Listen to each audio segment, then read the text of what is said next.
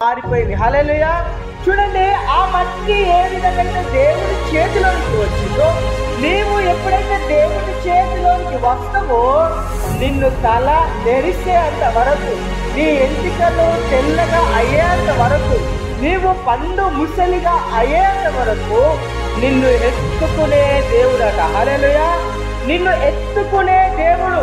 మనము మన పిల్లలను 2 సంవత్సరాలు 3 సంవత్సరాలు ఎత్తుకొని చాలా గారభంగా పెంచుతాం. 4 సంవత్సరాల వరకు మనం చాలా గారభంగా పెంచుతాం. కానీ 5, 6, 7, 8 పదచ్చిననుకో, ఏంగా నువ్వు గాడిలో పెట్టినావు, ఏంటి కూడా నేను మొయ్యనికి నేను మన గాజినారా అని మనం మన పిల్లలను పెడుతూ ఉంటాం. కానీ మనము ప్రేమించినటువంటి ఏడుస్తున్నాము వారు మనము ఎంత వరకు మనం ఎత్తుకుంటానట, ముసలి వృద్ధాప్య జీవితముని వచ్చేంత వరకు నీ పాదములను త్రొట్టెలనీయకుండా ఆయన నిన్ను ఎత్తుకొని నడిపించే దేవుడు. హల్లెలూయా.